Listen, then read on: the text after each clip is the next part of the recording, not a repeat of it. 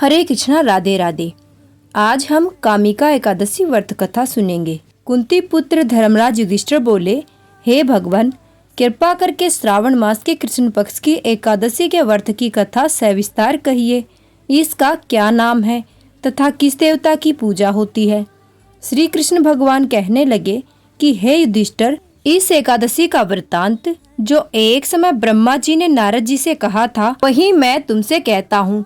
ब्रह्मा जी ने नारद जी से पूछा, हे पितामह, श्रावण मास के कृष्ण पक्ष की एकादशी की कथा सुनने की मेरी इच्छा है। उसका क्या नाम है, क्या विधि है, सो कृपा करके कहिए। नारद जी के ये वचन सुनकर ब्रह्मा जी ने कहा कि हे नारद, लोकहित के लिए तुमने अत्यंत सुंदर प्रश्न किया है।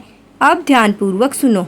श्रावण मास के कृष्ण पक्ष की एकादशी का नाम कामिका है। इस एकादशी की कथा सुनने मात्र से वाजपेय यज्ञ का फल मिलता है। इस दिन शंख, चक्र, गदा, पद्मधारी भगवान विष्णु का पूजन होता है। इनके श्रीधर, हरि, विष्णु, माधव, मधुसूदन आदि अनेक नाम हैं। उनकी पूजा का फल सुनो।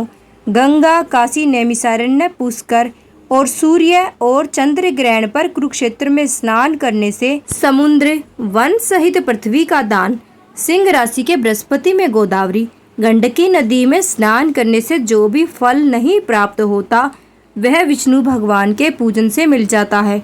जो मनुष्य श्रावण में भगवान का पूजन करते हैं, उनसे देवता, गंधर्व और सूर्य आदि सब पूजित हो जाते हैं। पाप रूपी कीचड़ में फंसे तथा संसार रूपी समुद्र में डूबे मनुष्यों के लिए कामिका एकादशी का व्रत ही उद्धार करने वाला है। इससे बढ़कर पाप नाशक अन्य कोई उपाय नहीं है। हे नारद, स्वयं भगवान ने यही कहा है कि व्रत के प्रभाव से जीव कुयोनि को प्राप्त नहीं होता।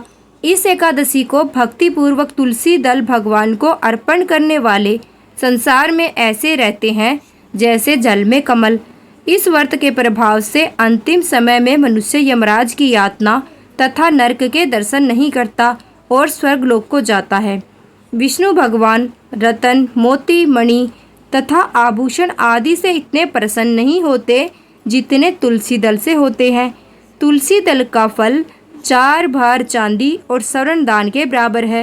हे नारद, भगवान की अति प्रिय तुलसी को मैं भी सदैव नमस्कार करता हूँ। तुलसी के वृक्ष को सींचने से संपूर्ण यातनाएं, दर्शन मात्र से समस्त पाप और स्पर्श से मनुष्य पवित्र हो जाता है। जो मनुष्य भगवान के चरणों में तुलसी अर्पित करता है, वह मुक्त हो जाता है।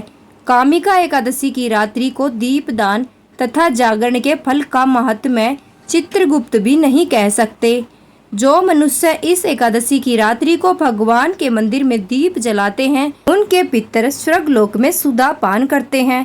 और जो घी या तिल के तेल का दीपक जलाते हैं, वे 100 करोड़ दीपक युक्त होकर सूर्य लोक को जाते हैं। ब्रह्मा जी कहते हैं कि हे नारद, ब्रह्म हत्या तथा भ्रूण हत्या आदि पापों को नष्ट करने वाली इस कामिका एकादशी का व्रत मनुष्य को यत्न पूर्वक अवश्य करना चाहिए। इस कामिका एकादशी के महात्म्य को श्रद्धा पूर्वक पढ़ने या सुनने वाले के समस्त पाप नष्ट होकर उसे विष्णु लोक की प्राप्ति होती है। बोलो विष्णु भगवान की जय।